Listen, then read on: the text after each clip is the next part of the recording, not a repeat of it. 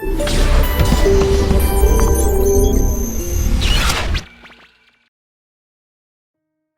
Ibu warga jemaat yang masih di rumah dan saat ini kita yang berada dalam rumah Tuhan. Sebagaimana tema yang berkatakan dalam Yesaya 43 ayat 1 hingga ayat yang ke-7. Allah melindungi mereka yang percaya kepadanya. Ungkapan mereka ini secara fokuskan kepada bangsa Israel ataupun Yehuda. Tetapi juga berpulang kepada kita masing-masing yang memaknai perkataan-perkataan sebagai lambang kemuliaan Allah yang mendasarkan membawa bangsa Israel keluar dari tawanan Babel. Jemaat yang dikasihi dan diberkati Tuhan, dalam nats pembacaan kita hari ini berbicara tentang nubuat dari Nabi Yesaya. Karena kondisi pada saat itu dalam kepemimpinan 4 raja baik Usia, Yotam, Ahaz dan Hizkia. Kita bisa melihat bandingkan itu dalam Yesaya pasal 1 ayat yang ke-1. Yesaya melihat sikap dalam kepemimpinan mereka sangat tidak sesuai dengan firman Allah. Kita baru saja mendengar pada minggu yang lalu tentang taat kepada Roh Kudus. Apa yang dinubuatkan, apa yang disampaikan oleh Yesaya memperingatkan para raja-raja ini diabaikan ketika zaman Hizkia, Raja Yehuda. Allah masih memberikan suatu kesempatan kepadanya, tetapi dalam ketidaktaatannya ia membinasakan akan hidup bangsa Israel sampai kepada bait Allah yang dihancurkan. Dan itulah terjadi hal-hal yang sangat luar biasa berdampak pada suatu penghukuman Allah, pada ketidaksetiaan dan dengar-dengaran. Tapi di balik nubuatan daripada Yesaya ini adalah ketika saat itu bangsa Israel ataupun Yehuda sedang mengalami suatu pembuangan di Babel. Dalam saat Sanherib Raja Asyur. Dan pertanyaan tentu bagi kita, apa tujuan daripada tema itu tadi? Allah melindungi mereka yang percaya kepadanya.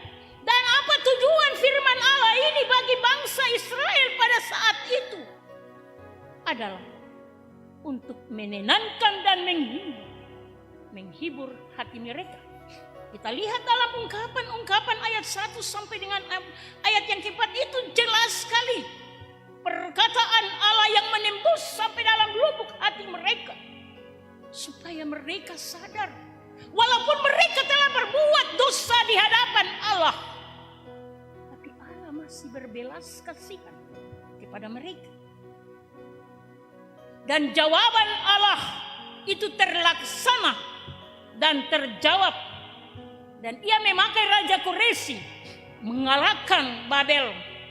Dan dari tangan Allah memakai tangan Koresi untuk membebaskan bangsa Israel. Mereka diizinkan pulang ke Yerusalem dan membangun bait Allah. Kita melihat konteks ini betapa luar biasa kasih Allah. Sebab di dalam ayat 4 dikatakan kamu ini berharga bagi aku. Sekalipun kita melihat ada 2 hal. Yang walaupun bangsa Israel telah menyalahgunakan segala kepercayaan kepada mereka. Tapi Allah masih memberikan segala anugerah kepada umatnya yang layak untuk mendapat kasih karunia pengampunan.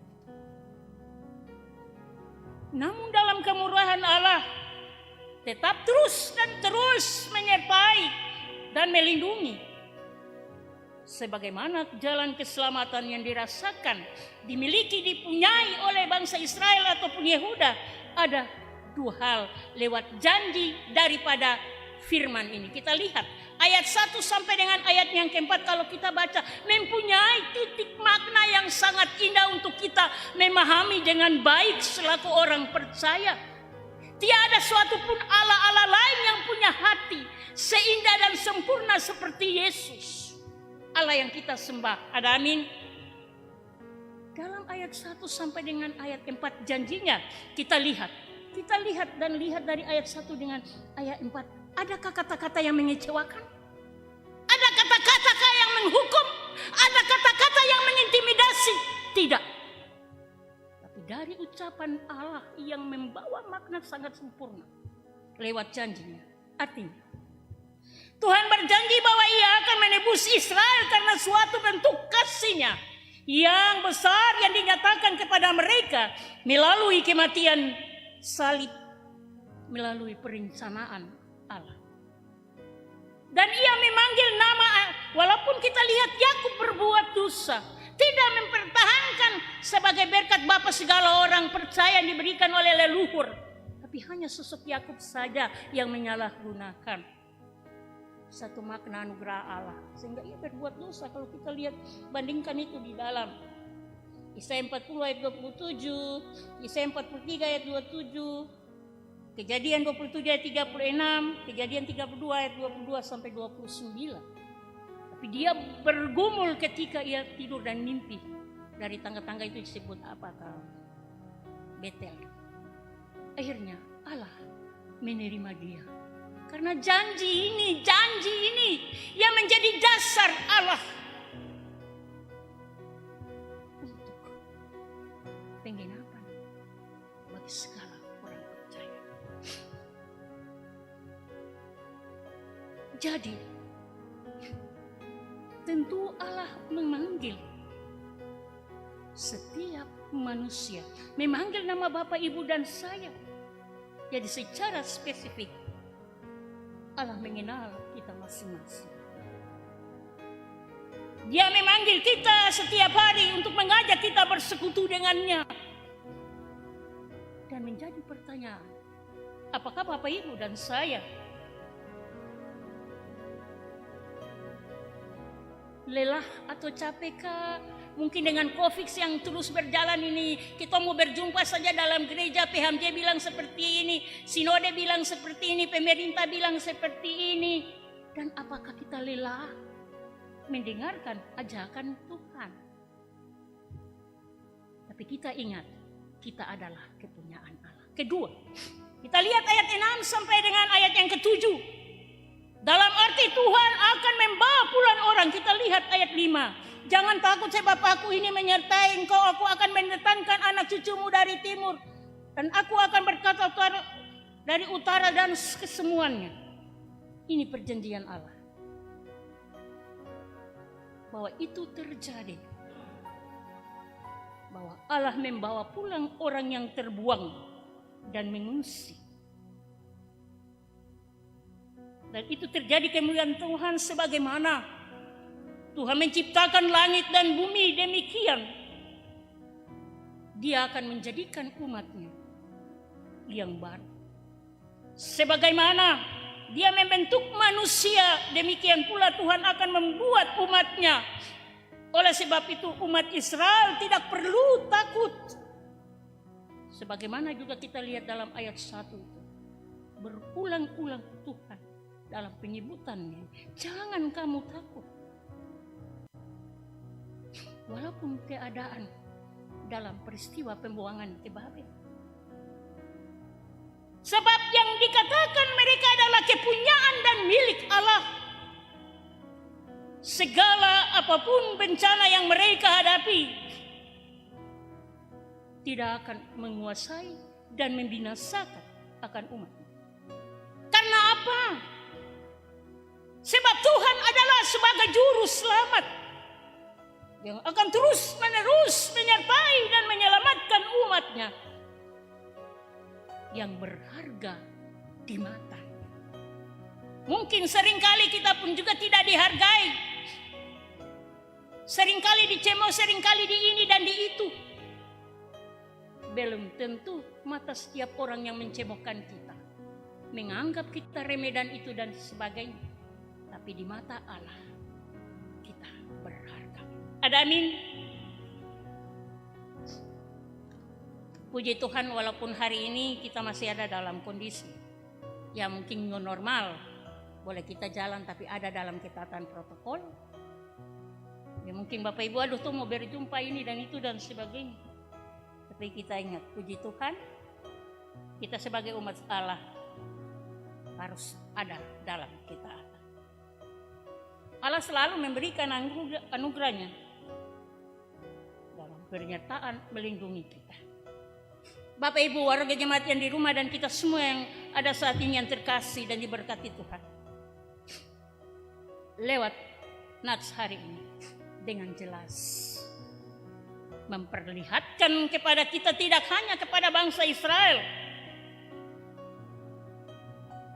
yang dinyatakan oleh Yesaya bahwa di dalam pembuangan peristiwa 2000 tahun yang lalu, karena sikap ketidaktaatan, tetapi Allah tetap senantiasa menyertai dan melindungi mereka. Kita lihat pasal 42 ayatnya yang kedua.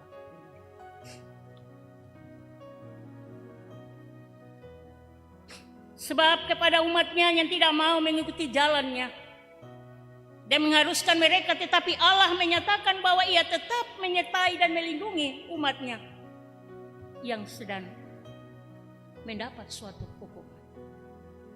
Tetapi anugerahnya yang melandasi semua kehidupan manusia, tetapi bangsa Israel saat itu dengan cinta kasih yang sempurna melalui perjanjian. Dan hari ini konteks berbeda kita dengan situasi bangsa Israel ataupun Yehuda.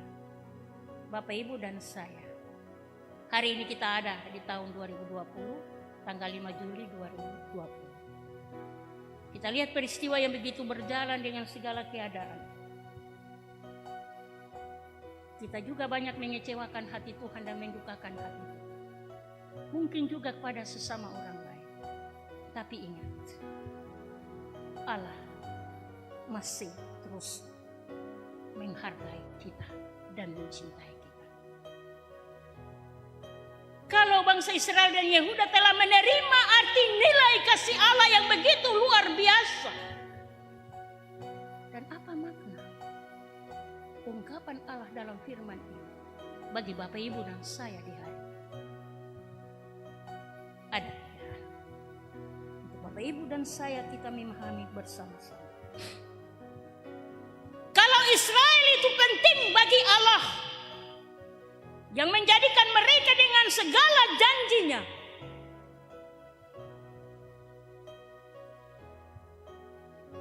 di mata Yesus bagi sangat penting umat Allah.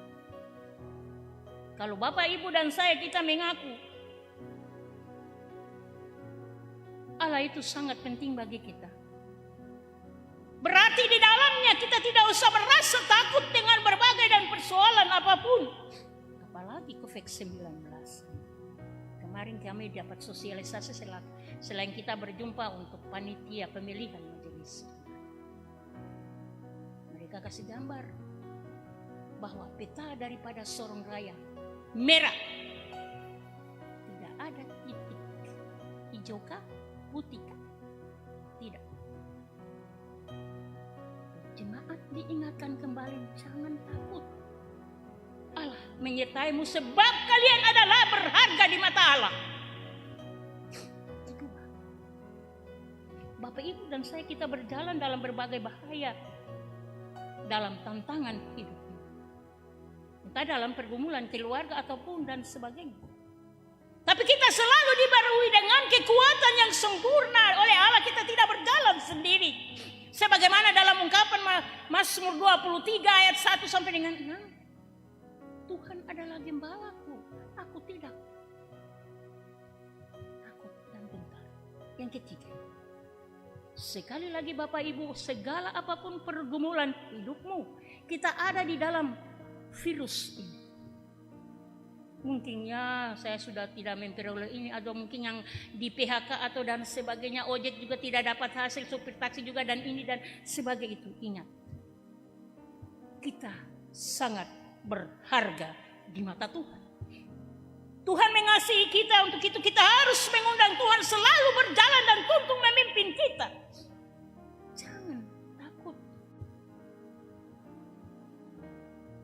dalam pemeliharaan dengan kita.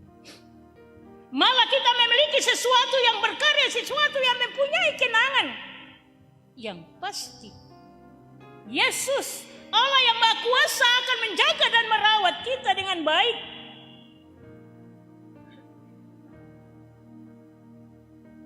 Walaupun ada kesedihan dalam pergumulan kita. Tapi ingat di hadapan Allah, kita adalah milik Tuhan yang terus berkarya di hadapan.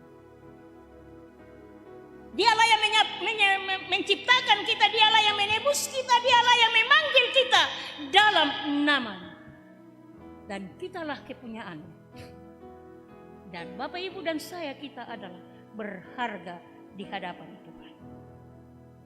Dalam segala sesuatu yang kita jalani di hadapan, juga kita disertai dan melindungi kita.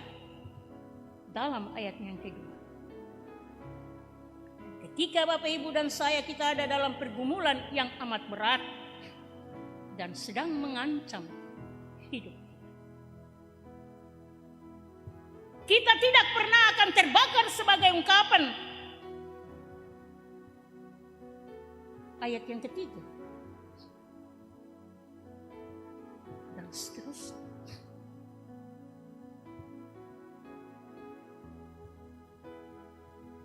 Walaupun badai topan menerpa, kita tidak akan binasa. Firman Tuhan yang hari ini mendasari kita berpijak menjadi kekuatan, tetapi juga dalam ketaatan dan juga dalam masa-masa persiapan pemilihan majelis yang baru juga harus menjadi pemimpin dan pelayan-pelayan yang taat kepada Tuhan. Karena mereka juga adalah biji mata Allah. Mereka juga adalah berharga di mata.